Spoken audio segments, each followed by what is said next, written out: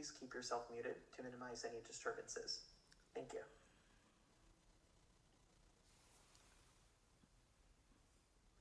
Om Stapakaya cha dharmasya sarvadharmaswarupini avatar varishtaya Ramakrishnaya te namah. So we are discussing Chaitanya school of philosophy called Bengal Vaishnavism, the most prominent school of Bengal Vaishnavism. So according to Chaitanya, his system is called Achintya-bhedabheda. It has got its own special implications. It can be called identity in difference, or rather a combination of unity and oneness, so to speak. Achintya means something that is inconceivable. We may call illogical.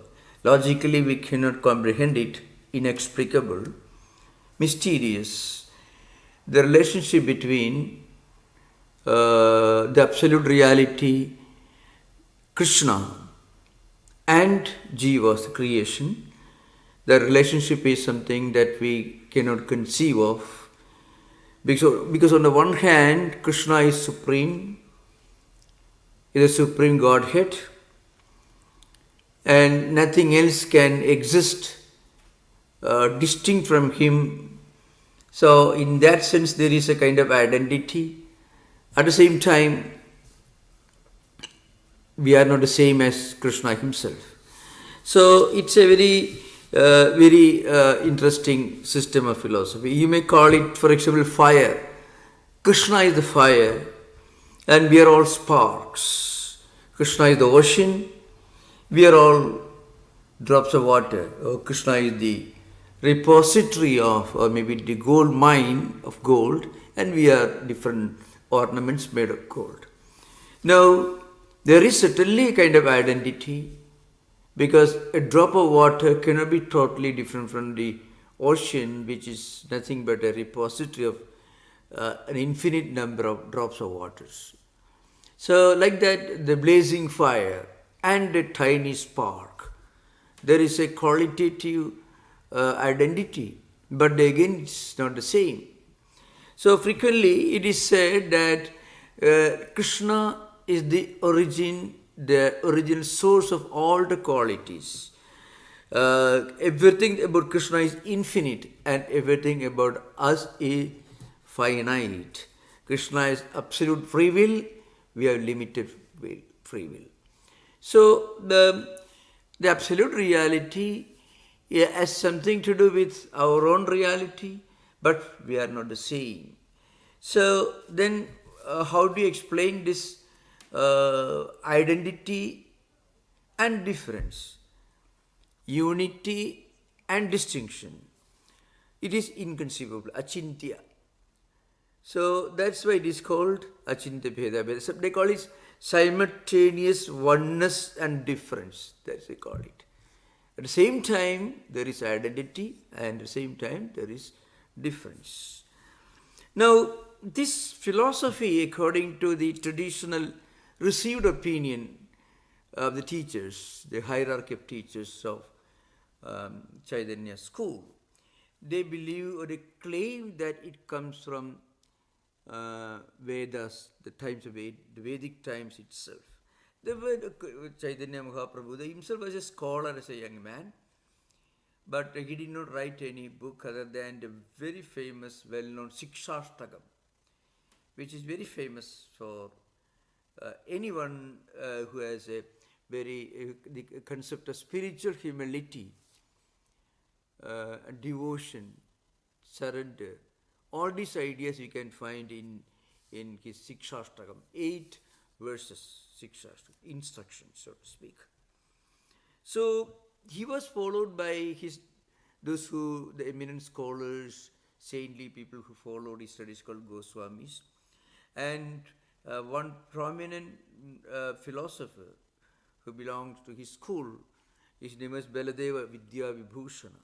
He wrote what he called Govinda Bhashyam, a commentary of Brahma Sutras, in which he articulated the idea that Govinda is the supreme reality. So in a way, the Bheda tradition goes back to a much earlier philosopher, Bhaskaracharya, who lived in the 8th, 9th centuries. He also conceived of this idea, but then it was not so clearly articulated. The idea of the mysterious nature of the relationship, which includes both identity and distinction. It got name Achintya, which means inconceivable, something that transcends logical understanding, logical comprehension. It is inexplicable. That idea was brought in by Chaitanya Mahaprabhu. So Brahman, that is Supreme Krishna, the personality, and Jivatmas, the distinction. The distinction is there, and at the same time unity, identity is there. So this unique relationship was brought out by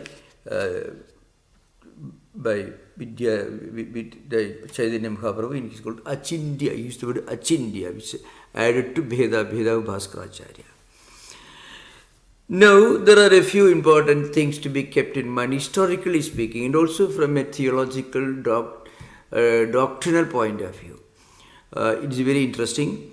As I mentioned earlier, Chaitanya Mahaprabhu considered the supreme reality, Brahman. Uses the Brahman here, according to him, Satchidananda Brahman, the supreme ultimate reality, is one anthropomorphic Godhead, Krishna. Now, if you look at the well-known Hindu canonical literature belonging to Vaishnava tradition, broadly speaking, Vishnu Purana and so on. Now, these Puranas expound different incarnations of Vishnu, Rama, Krishna, many others, Vamana, Parashurama, and so many. There are Dashavataras, 10 incarnations. Now, these are all incarnations or manifestations of one divine Vaishnava monotheistic Godhead, Vishnu. Vishnu, the name Vishnu goes back to Vedic times. Vyapno Didi Vishnu. Vishnu means something, that supreme reality that is all pervading everywhere. That's a real meaning of Vishnu. It's a Vedic, it goes back to Vedic times. So all these incarnations are considered to be incarnations of Vishnu. Now Chaitanya Mahaprabhu in his system, he reversed it. He says Krishna is the supreme and Vishnu is an emanation of Krishna. So what we call Nirguna Niragara Brahman is nothing but a property or quality or an aspect of Krishna. Krishna is supreme Godhead. And Brahman is nothing but an effulgence of Krishna. So, of course, they use this well-known verse, well-known statement in the Bhagavata Purana, Krishnastu Bhagavan Swayam. The supreme reality is Krishna himself. Krishna is not an incarnation of Vishnu according to Chaitanya. Krishna is the supreme Godhead. All others, including Vishnu, are emanations of Krishna. They quote this well-known statement. It comes in this, maybe in the first kantha. Vadanti tattvavid tattvam yat jnanam advayam brahmayidi paramatmedi bhagavanidi kathyadi shabdidi. There are two Padhavedas versions. So that supreme reality, Tattvam, supreme truth, which is realized by jnanis, by spiritually enlightened people, mystics. And that Tattvam, that reality is called by many, by the sages, saints, as Brahman, or Paramatma, or Bhagavan. But Bhagavan itself is directly an indication of Krishna himself. So for him, Sri Krishna himself is all these three. All these three are different manifestations. different aspects of Krishna. There are also a few other verses. You can find a number of them you find in Bhagavata Purana. Even the origin of Bhagavata Purana itself lends support to this view, according to him. Gita says, Maya tatamidam sarvam jagat avyakta murtina marsthani sarvabhudani nachakam teshu avasthitaka. Means the entire universe, the entire phenomenal world is pervaded by one reality, me. The me in Advaita means Atman, Brahman, the impersonal, transcendental, divine principle. So Shankara will say, so for example, Matsthani, all are living in me, existing in me. That me, the word I, according to Chaitanya school, means it indicates Krishna. And according to Advaita, it indicates Atman, Brahman in that sense. Not Brahman as understood by the Chaitanya school of philosophers, but understood as by Advaitins, that is the supreme Brahman.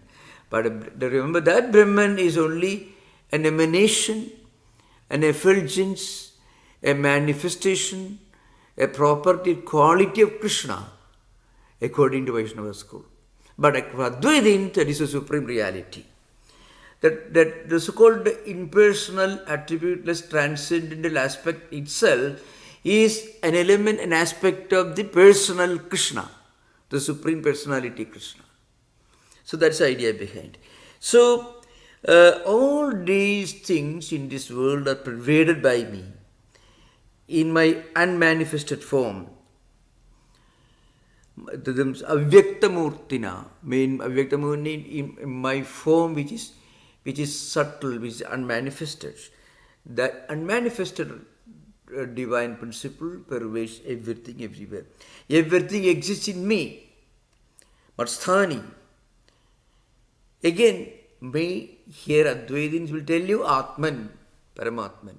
But by Vaishnava school of Chaitanya philosophers will tell you it is Krishna.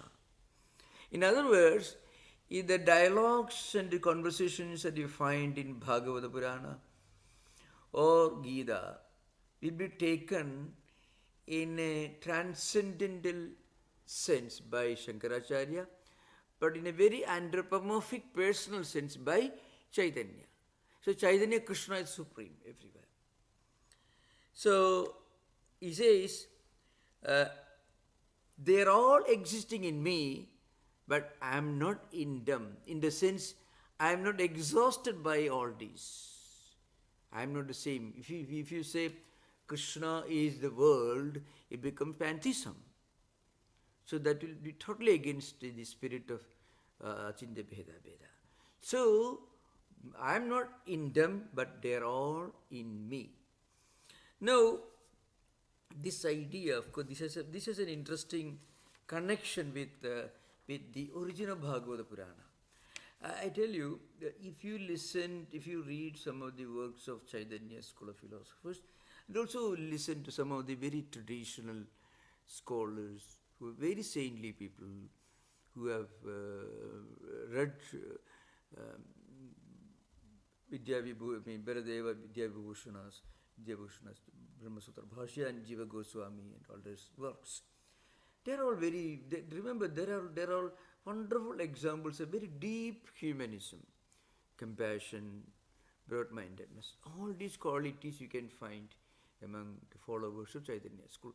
Remember, I am talking about the philosophers and saints who originally follow Chaitanya Mahaprabhu's original system, and not necessarily those who become, the later manifestations. I am talking about the great Jiva Goswami and others, Vidyabhushana, Bharadeva Vidyabhushana and others. Chaitanya Mahaprabhu himself was an archetypal humanist, a typical archetypal humanist. There are many, interestingly, if you compare the character, you find is a lot of similarities with the deep humility, this love and compassion that you find in Chaitanya, which in many ways resembles Christ himself. To give an example, I mean, to what extent Chaitanya emphasized humility and humanism and compassion and love and dedication and all that. Totally self-deprecating language used in his Shikshastakam. Shikshastakam is a very wonderful poetical work, only 8 verses. Ashtaka means 8, a classical poetical piece with just 8 verses, instructions. So, Trinadavi Sunichena, Tarorapi Sagishruna, Amanina Manadena, Kirtaniya Siddhaharihi. Very wonderful. So humility and tolerance, how much humble, how tolerant a devotee should be. One should chant the holy name of God with all humility, in a humble state of mind. And an actual devotee should think of himself as lower than a straw in the street. One should be more tolerant than a tree. So you can see, you should think of yourself as something lower than the straw in the street. Trinatabi Sunichena. Tarorabi Sagishruna. And then you should be more tolerant. You should be as tolerant as a tree. A tree, it bears sunlight, moonlight, rain, heat, cold, everything. It's so tall. It's an example of absolute, complete toleration, forbearance, patience. These are the characteristics of a devotee. You can find in the Gita, where in the 12th chapter, Bhakti Yoga, Lord Krishna gives a list of some important qualities of a devotee.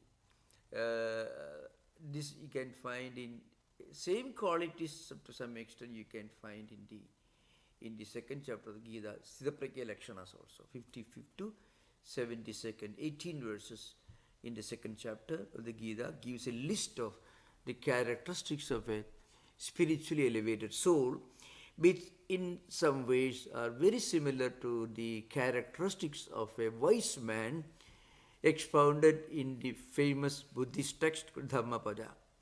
26th book of Dhammapada contains Tambuhi Brahmanam, him I call a wise person, and a number of qualities are given.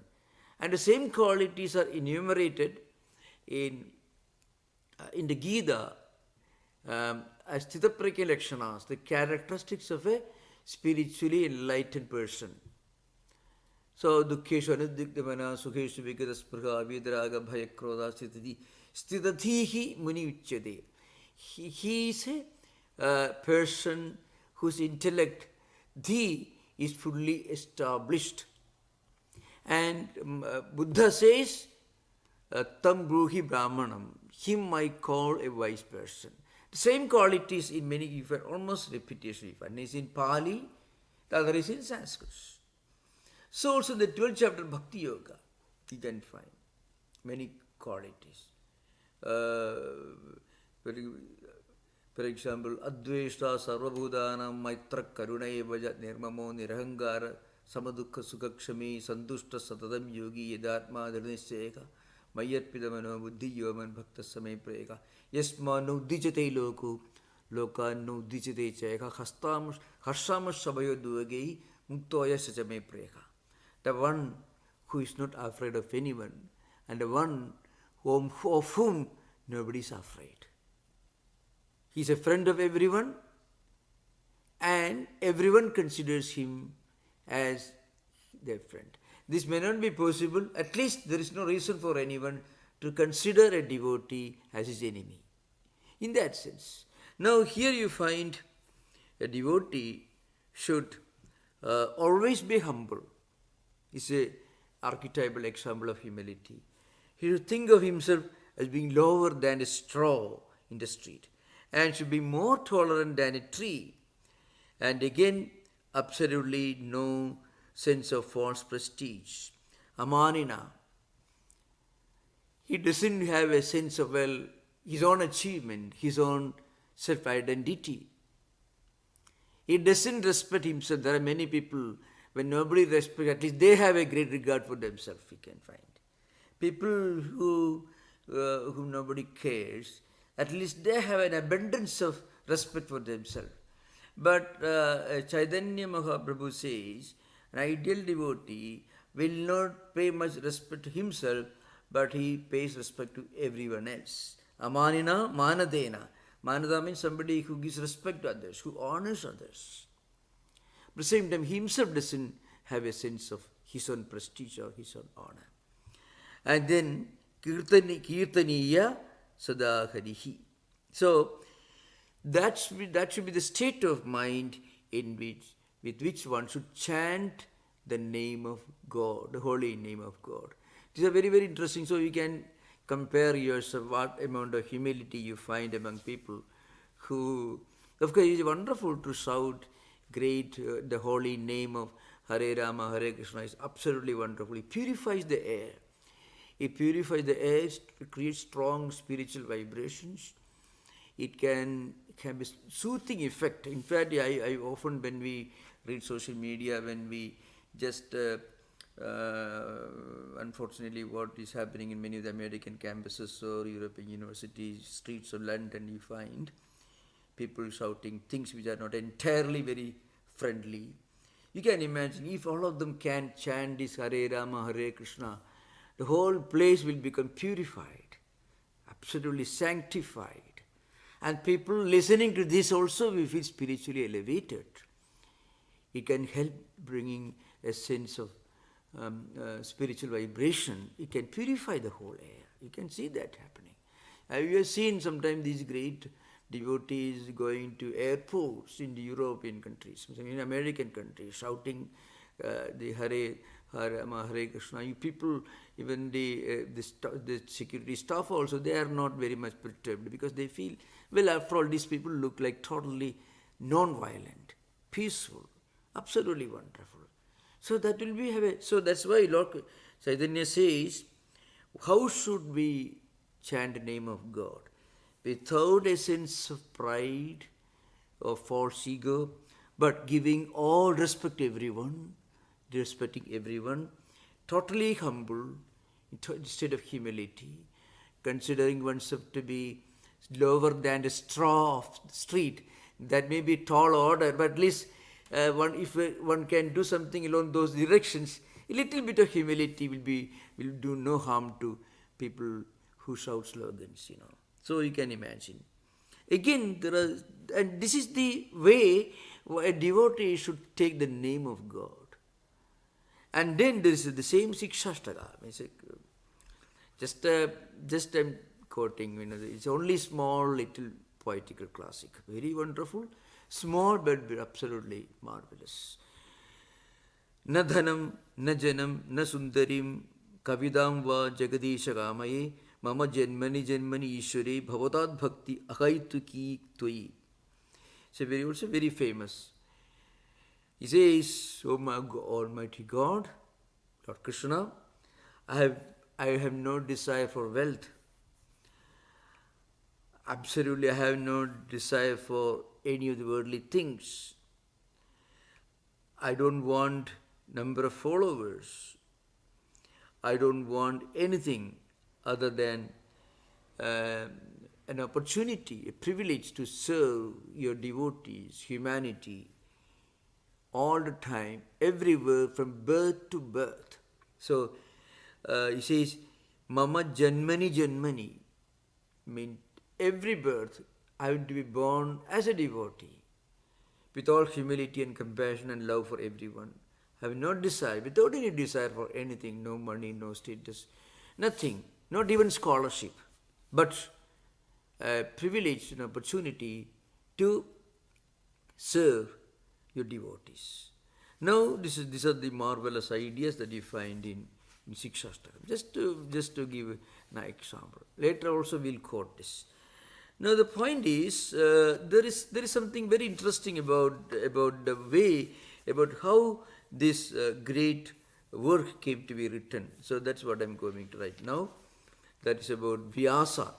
Now, one may ask this question: is there any theological justification for considering Krishna as the supreme, even above Brahman of the Upanishads? Some of the commentators, some of the exponents, they give a very logical explanation. And that's based on the origin of the Bhagavata Purana. And Bhagavata Purana is the most important work for the followers of Chaitanya. The Mahamantra, partly you find in the Bhagavata Purana itself. So as I mentioned, Krishna is the Supreme God, Satchidananda, because the historical background. Vyasa is the author of Bhagavata Purana, 18,000 verses, divided into 12 sections called skandhas, and again divided into 335 chapters. So you can just think of this 18,000 verses, 335 chapters, put together in 12 sections, skandhas. This is Bhagavata Purana. Very wonderful, absolutely classical, highly elevated, prestigious Sanskrit language. So Bhagavate Panditya Pariksha statement, one should, one's ability to understand scholarship in Sanskrit, you should see how he interprets Bhagavata, because some of the verses are very, very complex, plenty of scope for interpretations in different ways, totally different from Valmiki's Ramayana, which is very, very simple. Even Mahabharata is simple compared to Bhagavata Purana. Now, there is a reason why its author happened to write this book. As I mentioned, Vyasa is one of the most prominent figures in Hindu Vedanta heritage. He was the one who classified Vedas into 4 groups, 4 sections: Rigveda, Yajurveda, Samaveda, Atharveda. According to traditional scholarship, there used to be only one Vedas, and that Veda was classified, edited. Vyasadhatu means classify, editing. That's the meaning, the Sanskrit root, Vyas. So he classified and edited this huge corpus of books called Vedas. And they called Rigveda, Yajurveda, Samaveda, Atharveda. Each Veda, again, is 4 sections: Samhita, Brahmana, Aranyaka, Upanishad, which I already explained many times earlier. And then he wrote Mahabharata. And he also, so that's a great work, more than 100,000 verses. And he also wrote 18 Puranas, prominent Puranas, Mahapuranas, and 18 Upapuranas, secondary Puranas. But altogether you need an entire room full of shelf to arrange books written by this man, Vyasa. And he wrote also the great Vyasa Smriti. And still he was suffering from very serious withdrawal symptom, depression. His own son, Shuka, was one of the greatest sages of those times, a mystic, a saint, Shuka. It's Shuka Brahmarshi. But the father, Vyasa, was the teacher of so many great saints and scholars, the most accomplished philosopher, saint of those times, who is the preceptor of many teachers. He was himself very unhappy, and one day he was sitting on the banks of river Saraswati. Saraswati, those who are interested, geologically, according to geologists, Saraswati river actually existed, but right now it has gone underground due to some cataclysmal, natural tsunamis or earthquakes, something happened, we don't know when. So anyway, Vyasa was sitting in a prayerful mood, but sufficiently depressed mood, in the evening on the banks of river Saraswati. Then Narada, the great sage, came there. So Narada was surprised. This eminent person who has every reason to be happy all the time, he was depressed. So Narada asked him, what's the matter? So Vyasa told him, Well, I have written all these books. I have accomplished a lot. I have many students. They themselves have become great saints and sages. But I myself not feeling very happy, not contented. So I don't know why. Then Narada told him. So just now we have completed Mahabharata. Mahabharata is all about dharma. A dharma, as understood in Mahabharata, means constitutional propriety, put in English language. What is legally appropriate? That's what Mahabharata. Not necessarily spiritually appropriate. What is dharma? Dharma, artha, kama, moksha. It's a regulating principle. That's the meaning of dharma in the Mahabharata, not the same meaning that you get in the Buddhist tradition. In Buddhist tradition, dharma is the supreme goal. So, but you did not teach anyone how to live their spiritual life, how to practice devotion, how to pray to God. How you didn't teach anything very direct that be helpful to people, helpful for their own spiritual life. Vyasa really thought, oh, that's true, I didn't do anything. Then Narada told him, you write something like that. Then Narada gave a brief summary of Lord Krishna's life to Vyasa. Vyasa listened to it, and out of that he wrote this huge book, Bhagavata Purana. 18,000 verses, 335 chapters, divided into 12 sections called skandhas. And when he completed the work, to the end of the Dwadasha Skandha, the last chapter, just before entering, not the last sentence, not the last verse, but little before, Satyam Param Dhimahi. That's how he concludes. I meditate upon the supreme truth, the supreme wisdom. As soon as he wrote it, he felt a tremendous sense of contentment and happiness within.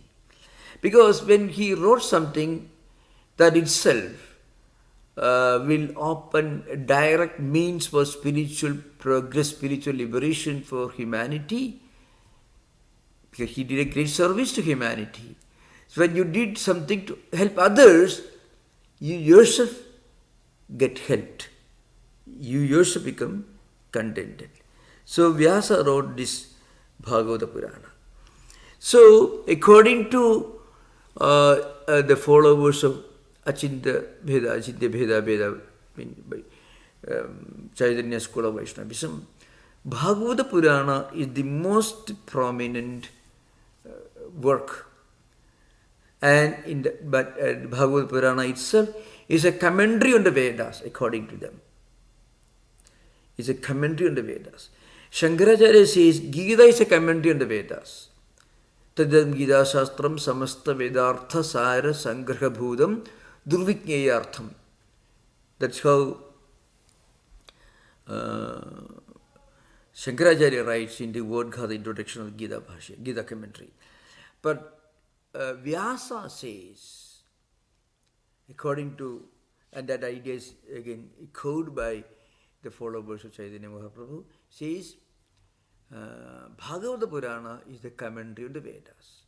So the one who directly was involved in classifying the Vedas, he himself wrote Bhagavata Purana to make clear to everyone as to how to live a spiritual life. And in that book, he made a great proclamation, Krishnastu Bhagavan Swayam. Krishna is the Supreme Lord Himself. So that's why he says, Brahmedi, Paramatmedi, Bhagavanidi, Shabdyate. That Supreme Reality is Krishna, and that Krishna is called Brahman by Paramatman and Bhagavan, etc. But according to Chaitanya school of Vaishnavism, they go even beyond that, and they will tell you that Krishna is actually, He is the Supreme Lord, and all others are only different aspects of this Krishna.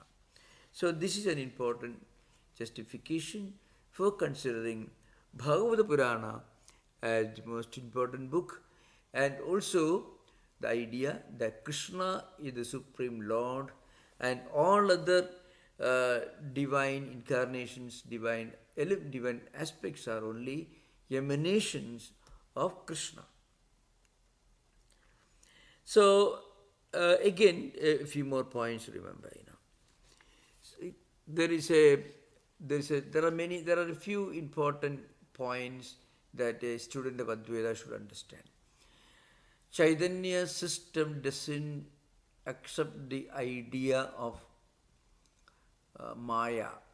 Maya is the word used by Advaitins to explain this strange phenomenon of the relationship between the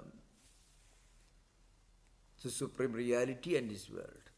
I mean, the world and everything is only an unreal transformation. It's called transfiguration, vivarta. It's not real, it's only an appearance.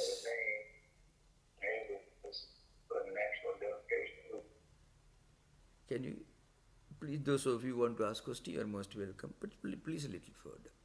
So the point is, in Chaitanya's system, they consider the world as real, but not in the same way in which Madhvacharya looks upon this world. Madhvacharya sees a complete and total and permanent distinction and difference between God and this world and all these living beings in this world.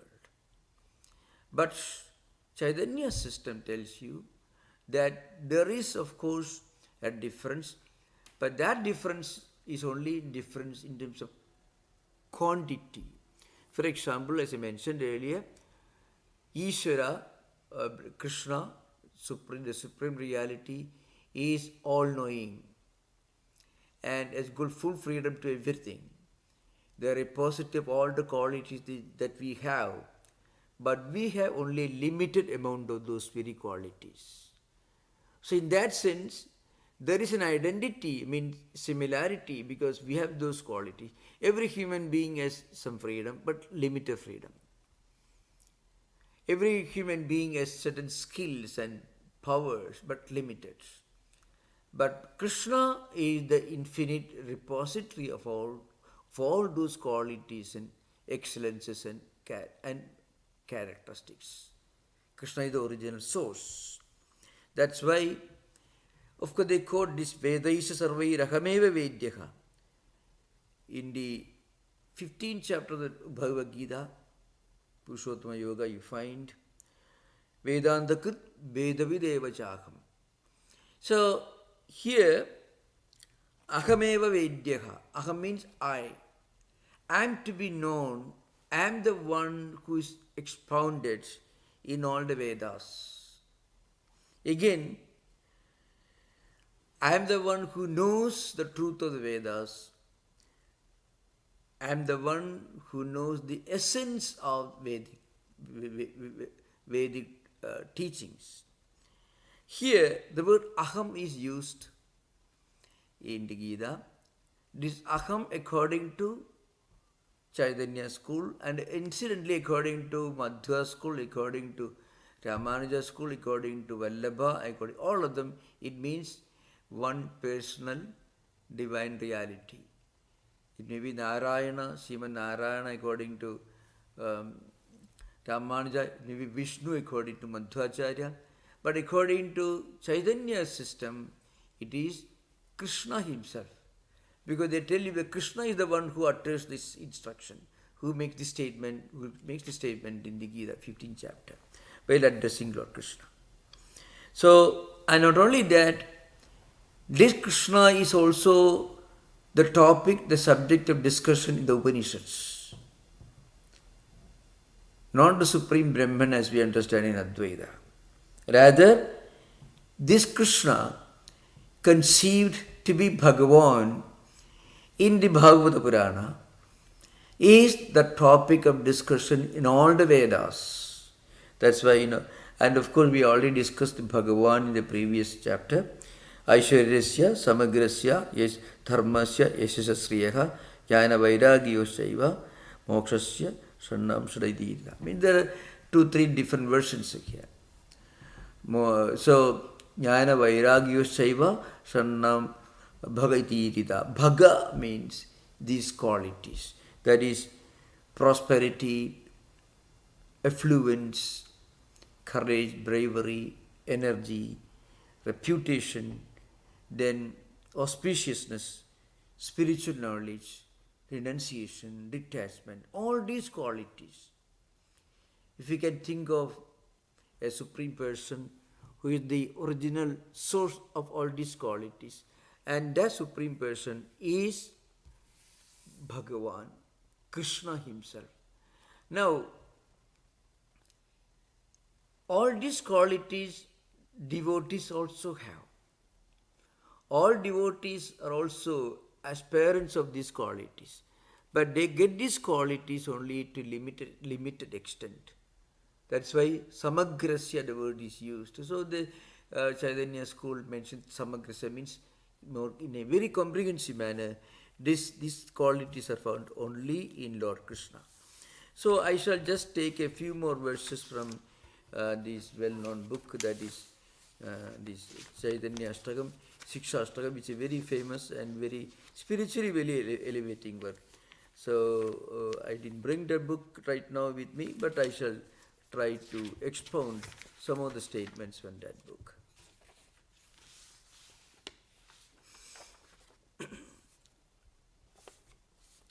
Namnam akari bahuda nija sarvashaktihi tatrapida niyamida smarane nakala edadrishi tava kripa bhagavan mamapi durdaivam durdusam iha janina anuragaha.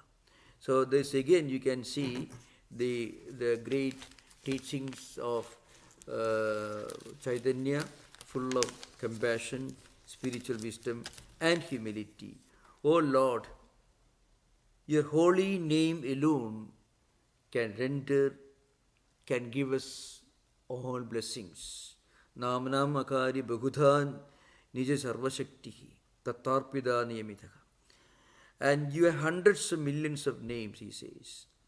So in a way, according to some of the philosophers, they tell you, every name is auspicious. Every auspicious name can be used to call Krishna. Remember, when they interpret Krishna, we should not be under the impression it is the Krishna with one name only. Anyone who looks at Krishna or Vrindavan, that Krishna with all humility and devotion, he will get his blessings. So, edadrishi tava kripa bhagavan mamapi. In all these transcendental names, you have invested all your transcendental energies. There are not even hard and fast rules for chanting these names, he says. Now, these names, holy names, can be uttered by anyone, anytime. And according to them, you get the blessings of the Lord, you get spiritual enlightenment only when you get His grace. And the grace comes when you surrender yourself to Lord Krishna. So the idea of prapatti, one way or other, you can find it plays out in all these Vaishnava traditions. You find in Ramanuja, you find in Madhva. Madhva doesn't articulate in that with that kind of emphasis. Ramanuja thinks that this prapatti, sharanagati, self-surrender itself is an important ritual. You have to utter some mantras, you have to keep in mind the sense of the 66th verse of the 18th chapter. Sarva dharman parityajya mamekam saranam vraja aham tva sarva bhabebhyo mokshayishyami ma suja. The idea is again found in Vallabhacharya's the Pushti Marga. I mean, the path of grace, God's grace. When you surrender yourself to the Lord, immediately you become a recipient of God's grace. So also in Chaitanya system. One may ask this question, why should you go on chanting? There are some traditional scholars who will tell you, in the books will tell you, why should you go on uttering these holy names all the time, thousands of times. So when you take when you take these names hundreds of times, even if you are not fully devoted, that repeated chanting of the holy name will create a samskara in our mental system, and that will help us to move forward. If we can focus our mind completely on the Lord and utter one mantra, that one recitation is enough. But it doesn't happen. So there is no other way but to continuously practice this. And as we continuously practice this, finally we reach a stage in this life, next life, when we can utter this mantra with all dedication, with a sense of total self-surrender. That's why the holy name should be uttered all the time. He says, for example, there is no tatrarpida nimeda smarane nakalaka. It's a very important note. And there is no special time. You normally, in traditional pujas, ritual ceremonies, you have to do certain things in a specific manner. But according to Chaitanya, any time, any day, any moment, you can take the name of the Lord. It is the mind that really matters.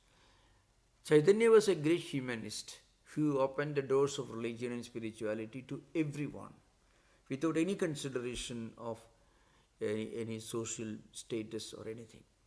Everyone joined his folk, the humblest people in the villages, and sometimes some Muslim Nawabs also became his disciples. You can find in Chaitanya Mahaprabhu's life, which we don't have time to go through.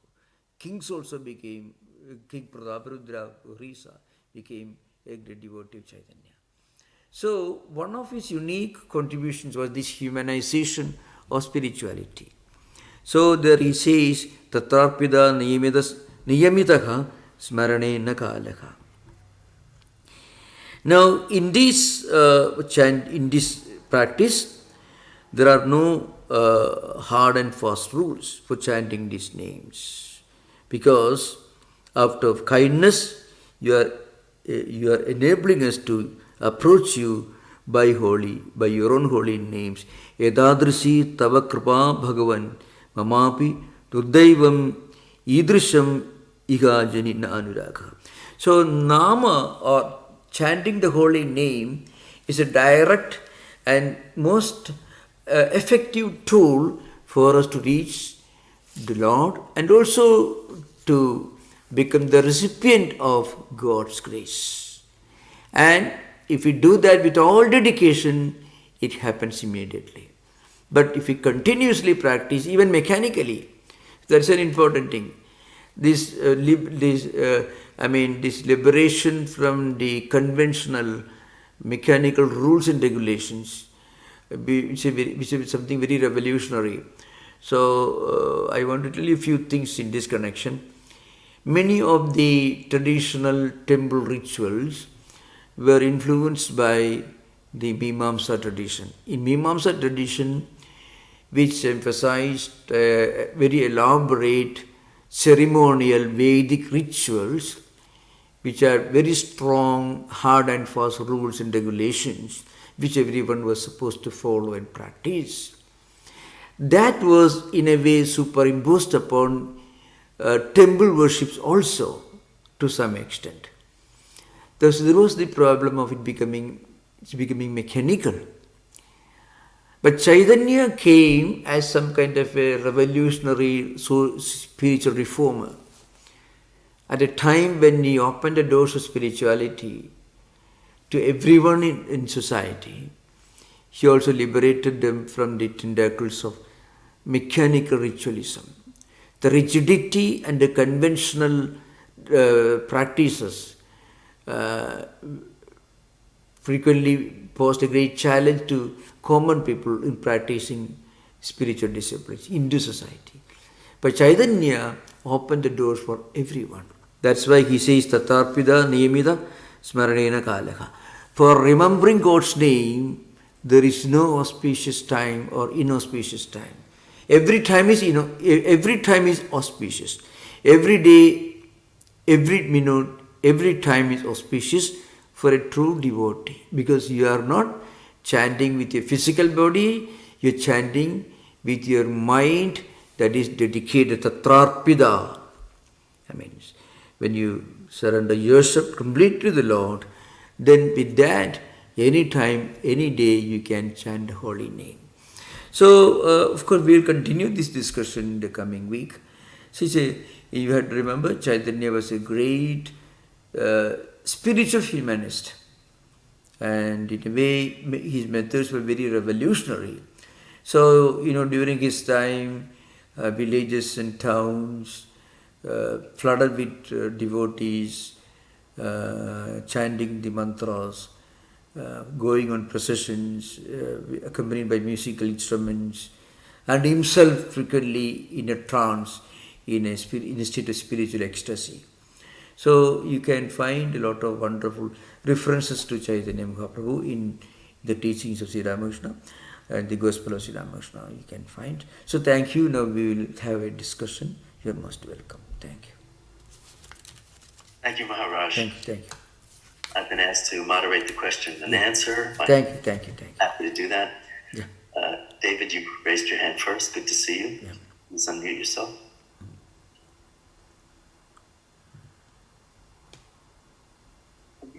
If that was me, that was an error.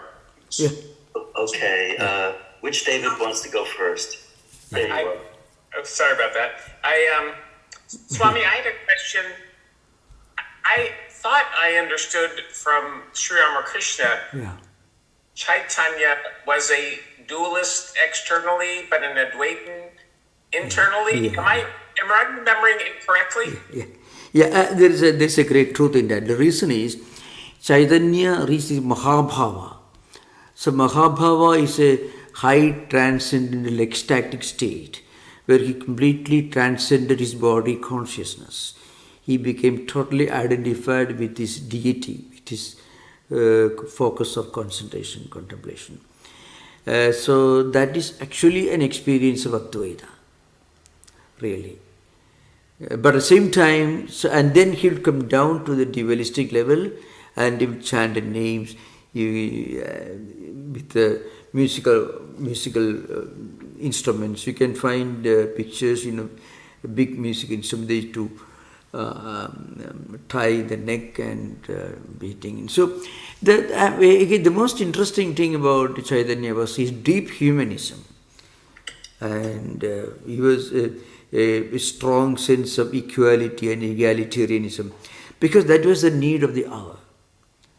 Because he brought in a great spiritual revolution, really speaking, So there is a greatness. It enchanted people. So you are right. Chaitanya, when he was totally identified with the thought of Krishna, he became one with that. So anytime when you transcend body consciousness, when you identify yourself with this transcendental reality in a state of ecstasy, he became silent. Other time he'll be chanting mantras. So that's what Sri Ramakrishna is talking about in that gospel. Thank you. Yeah. Thank you, Swami. Yeah.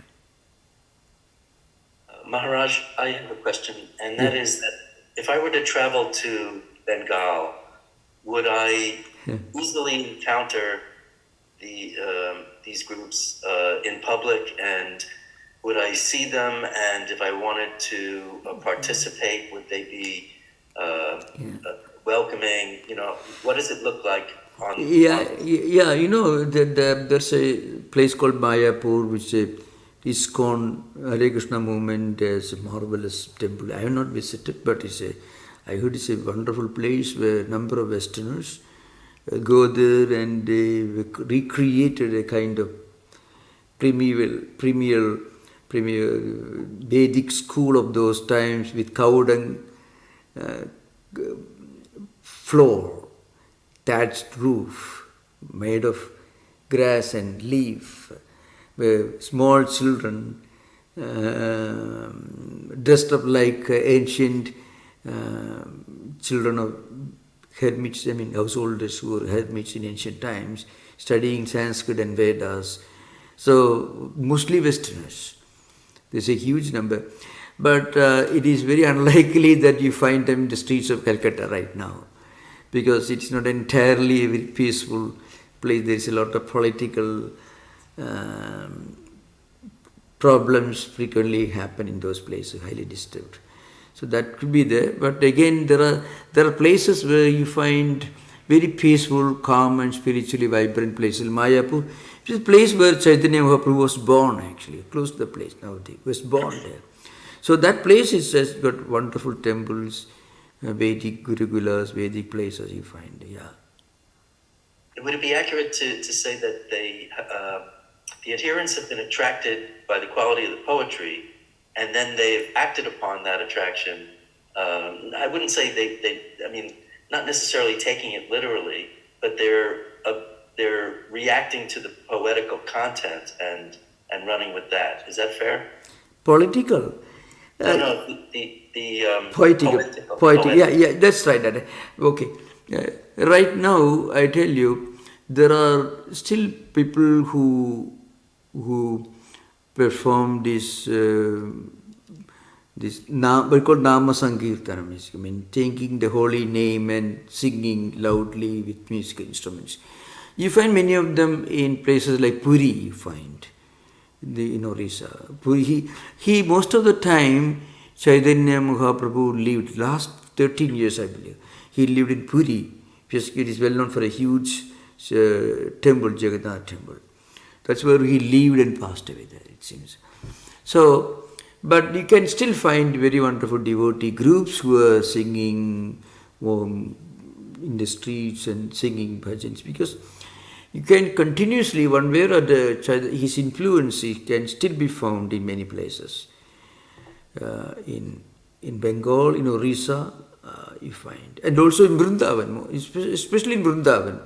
There's a place associated with Lord Krishna's early years, So there are temples there, and surprisingly large number of Westerners you find from different traditions. They very devoted. Many of them study Sanskrit. Many of them have become teachers in their tradition. Many of them very old, very senior, very saintly people you find. So the tradition continues. It became so popular because you can't see just the same profundity of philosophical depth that you find. So like Advaita, Madhva, Ramanuja and all that. But very simple. In a way, it's a people's spiritual movement. Chaitanya's system was, in a way, people's spiritual movement. The one thing that characterized his approach was he was totally non-violent in word and thought, and totally compassionate, humanistic, and himself always being in a state of ecstasy, a devotional ecstasy.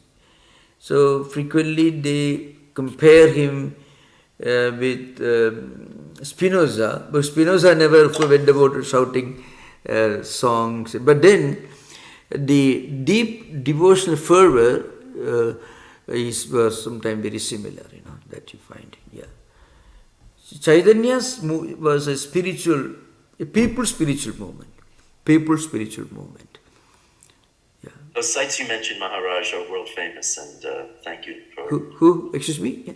The locations, Pune and the other sites. The one place is in Mayapur, the famous temple, and another one is in Vrindavan, which may be equally important, if not more, because you find so many temples, establishments, because it's a spiritually vibrant place, Vrindavan, because it is located in Uttar Pradesh, which is the cradle of traditional Indian spirituality, you find. So the people also have a deep respect for monks and spiritual aspirants in those places. Vrindavan and the place. You can visit, you're most welcome, I will enjoy. Many Westerners, highly educated people, some of them nuclear scientists, great mystics, they have given up all right now, let us do the Nama Sang. They get a lot of peace of mind. This is very important. We should not overlook the importance of emotional serenity and peace that you may not get by reading Kant's Critique of Pure Reason. So the mind needs some other kind of food for its survival, and Chaitanya provided this wonderful spiritual food. Okay, that is greatness. Yeah, thank you. Thank you. Thank you for your patience, David. Mills, Thank you. Please. Thank you. Yeah. Swami, you had referred to Maya in a way that am not familiar with. I have understood Maya to mean the world, and in the same way that medieval Catholics would refer to the world as opposed to the realm of the spirit, both the material world and worldly emotions and worldly drama, and that was Maya as opposed to the spirit. You used it, I think, differently, and I wondered if you could elaborate. Yeah. So, okay. Now, I used the word Maya, but just want to remind there are other listeners who can be slightly confused. Mayapur is the name of a place very close to the place where Chaitanya Mahaprabhu was born. That's a place where you have a number of monasteries, institutions, temples, a number of Westerners you find playing these musical instruments and chanting holy names. I'm just listening. Maya in Advaita, this is what I'm coming to now. Maya is something that you understand to be absolutely unreal till you realize it. Before we realize, before we understand that Brahman is only reality, we may believe that all these empirical phenomena are actually real in the absolute sense. Because we see with our eyes, we interpret with our mind, we live with it, we objectify all these objects. So if somebody tells us, well, these things are not real, or that these things are only relatively real, we will not be able to accept it, realistically speaking. But then let us think, well, I am sitting on a chair, or I am looking at a table. The table was not there maybe 100 years ago. I will not be there 100 years later. So the table is there for a specific amount of time. It is there, but it is not absolutely real. It is not existent in the absolute sense because it exists only for a short time. Before, 10-15 years ago, that table was part of a tree, and maybe after 100 years, it may be something else. It can go back to the earth. It can become part of the earth crust. So what's the status, the ontological status of the table? It is relative. Now, it is not absolutely unreal. If it were absolutely unreal, we won't be seeing it with our eyes. But if it were absolutely real, it would be there all the time. So something that exists, but once we understand, that table will not be there after 100 years, then we may think of something relative.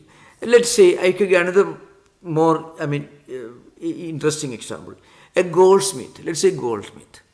A goldsmith is looking at different golden ornaments. Now for him, he values these ornaments only in terms of the gold that being used to prepare, to manufacture these ornaments. In fact, he may not pay much attention to the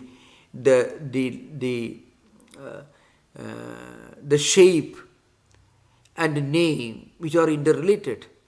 For him, he has a collection of gold out of which he prepares golden ornaments. So how much gold is to be used for a ring, maybe for necklace, whatever else maybe. So for him, he's thinking only about gold. He's not thinking about shape and size. Now, the goldsmith is like a Navara Brahman, is an enlightened person. He knows that the golden ring, the golden necklace, it comes and goes. It was made 10 years ago, maybe 5 years ago, and then after 5 years somebody may melt it and make it something else. So form changes, so names also will change. Names and forms constitute this relative reality. Now, the ontological status of this relative reality is Maya. The word Maya, I will tell you, Ma is a term used in Sanskrit to indicate negation of existence. Ya is a pronoun. Now, you don't use a pronoun to indicate something which is absolutely unreal. You don't use it, this clock or this table. There should be a table which I should see in front of me to use the word this or it or that, whatever may be. So a pronoun always implies something that is actually existing. So at the same time, Ma indicates something that's totally unreal. It's a negation. So negation and existence together. Existence in the relative sense, negation in the absolute sense. It doesn't exist for all times, so it doesn't exist. But it is not absolutely unreal. You are seeing in front of you, so it is existing.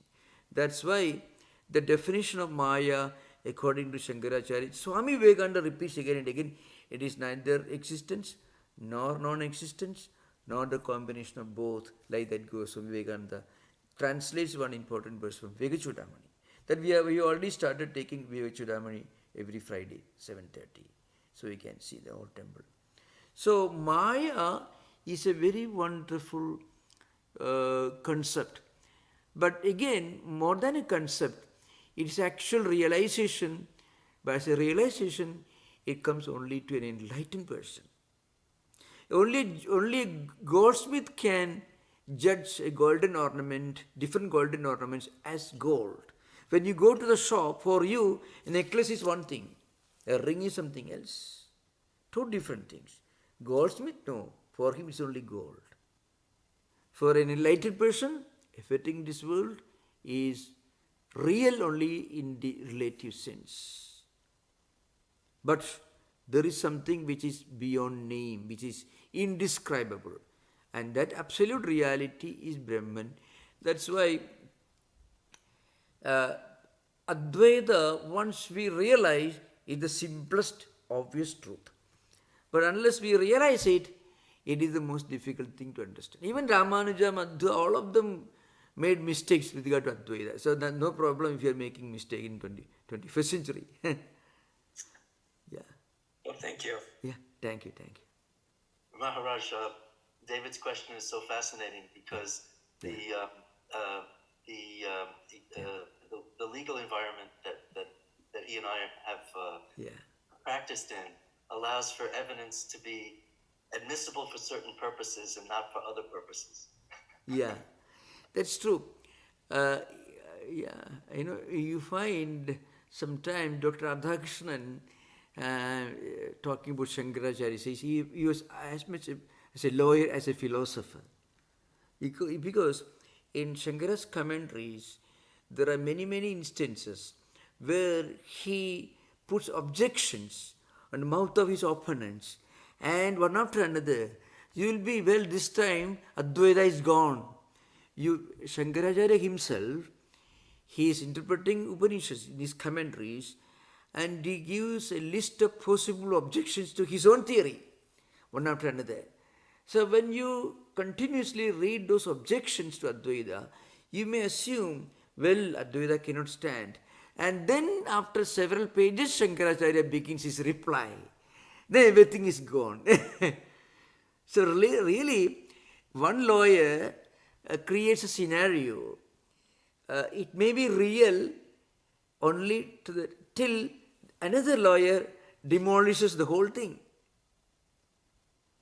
So the empirical world is real only till we realize that Brahman is only reality.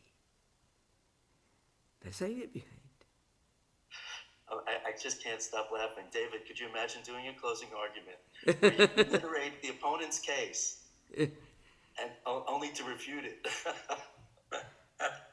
For those of you who don't know, David and Bobby Coleman both are lawyers. Eh? Yeah, yeah, of course, yeah. Well, thank you for the question, David. Thank you. Yeah, Go ahead, Mark. yeah. Pranam Swamiji. Namaste, yeah. Namaste, yeah. Back in the 70s, I was actually a devotee of the Hare Krishnas. I didn't shout in the airports, but I did shout in my house. And That's very wonderful. my- Very good, yeah. yeah, through what I've heard from you tonight, a lot of the things that you've said were what we were taught, especially about like chanting Hare Krishna like a certain number of times or as many as we could. We were given a real long mala and a little bag, and we were supposed to say Hare Krishna, Hare Krishna, Hare Krishna like a long time. And I read some of Sri Prabhupada's books, and one of his books was specifically about Sri Chaitanya, and I always thought that Sri Chaitanya was part of their lineage, Yeah. and they seem to claim that he is. I was wondering what your thoughts are about the modern Yeah. manifestation of the Yeah, Sri Chaitanya. there are quite a few groups who claim that's absolutely it is good that if you can tomorrow, if you start chanting Hare Krishna in your local in your it's actually Neighborhood. Neighborhood, of course. The point is, these sacred names, if you look at the meaning of the sacred names, these names have a spiritual potency because they're being chanted with great dedication by great men, great devotees for quite a long time. And the original form of this Mahamantra is in the Bhagavata Purana itself. In the same form, but they modified as a chant name. So it is a sacred name, and when you chant it loudly, it has a positive effect on the environment. To give an example, suppose you go on shouting some, let us say, tabooed expressions from the Oxford Dictionary in the privacy of your room. Every day you shout 1,000 times the tabooed words from Oxford Dictionary. You find your mind will degrade. But suppose you utter some holy names like Hare Krishna, Hare Rama, all these, then your mind gets elevated spiritually. So what names we utter, the words we use, they do have a direct impact on our character, our mind. Chanting holy names like the Hare Krishna, Hare Rama, all these holy names, which go back to Chaitanya Mahaprabhu's times, that will purify the air. That is a refining and purifying effect on our mind, our emotion system. The more you do it, the better for it. Now, one thing I have to tell you, in the mantra japa, chanting holy names, there is a one way of looking at it. It's called para pasyanti madhyama vaikhari. So, when you chant very loudly, everyone can hear, you too can hear yourself. That is called vaikhari, the gross form of chanting. Vaikhari. Yeah, vaikhari. Yeah. Madhyama is more advanced. It goes more internalized. The Pashyanti is still more. Para means the supreme, the highest, where you become merged with the spirit of mantra. That's the highest. It's a meditative state. So even the grossest of taking holy names, even the most gross manifestations of devotion or spiritual culture will have a positive effect on everyone around us and also in our own mind. This happens. These words do have the potency. There's no doubt about it. Absolutely wonderful. I don't mean to say you should do that now, not at all. But I mean to say, holy names, holy chanting, listen to great music, spiritually elevating music, will have a very, very direct effect on the human mind, emotions. There's absolutely no doubt about it. Yeah, thank you. Thank you. Thank you.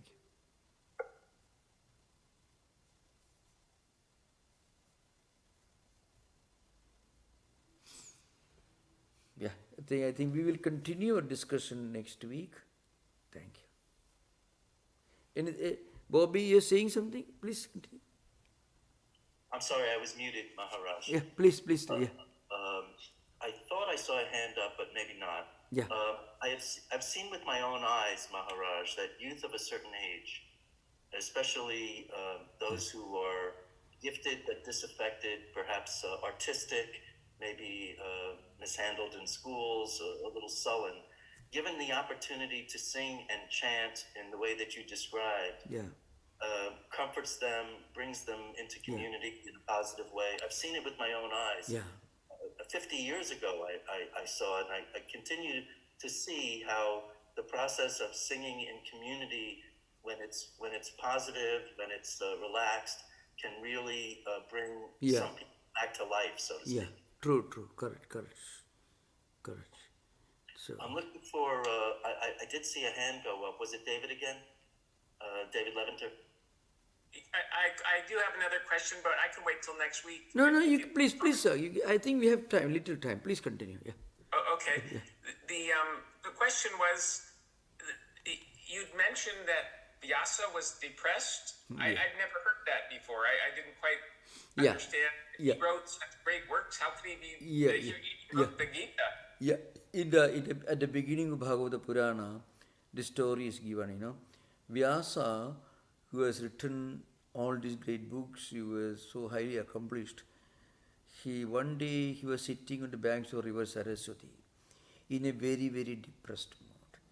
So, the Sanskrit slokas, Sanskrit verses, if I quote and recite and literally translate, it amounts to what I said just now. That was his mood. And then another says Narada came. So he asked, what's the matter? Why you are such an eminent person? You have written Mahabharata, you have classified the Vedas, and then why are you?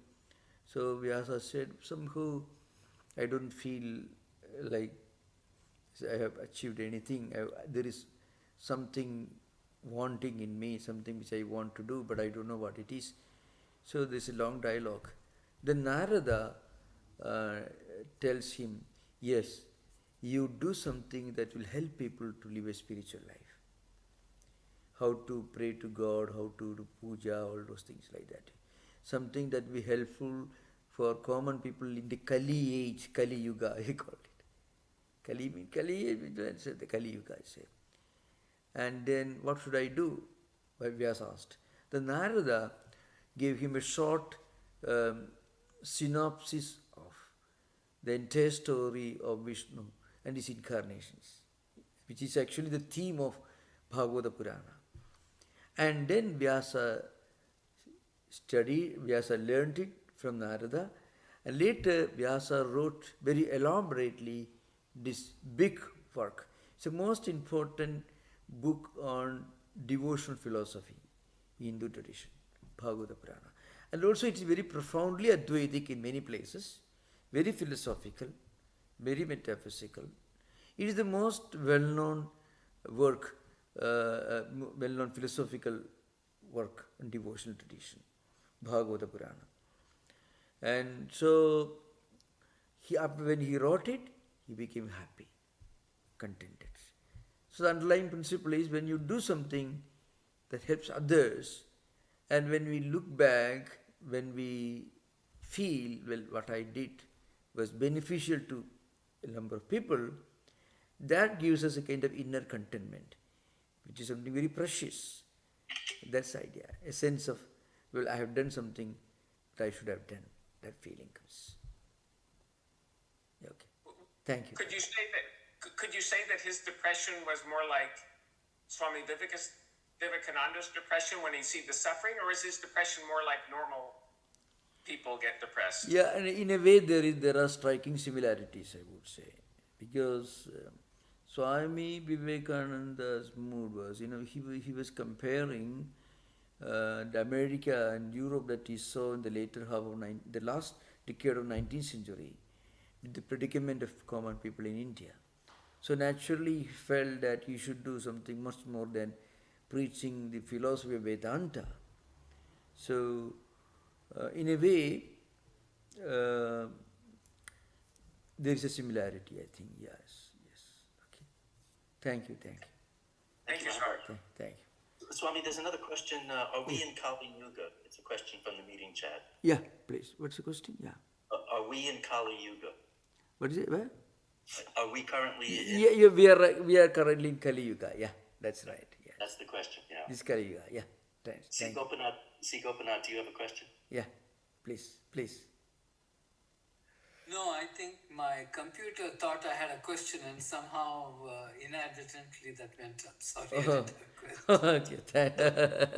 You're not alone, Shri, because I muted myself by accident earlier. Okay. Yeah, okay. Thank you, everyone. Thank you. Namaste. Thank you, Maharaj. Thank you. Thank you, Maharaj. Thank you, everyone. Enjoyed your lecture today. Thank you.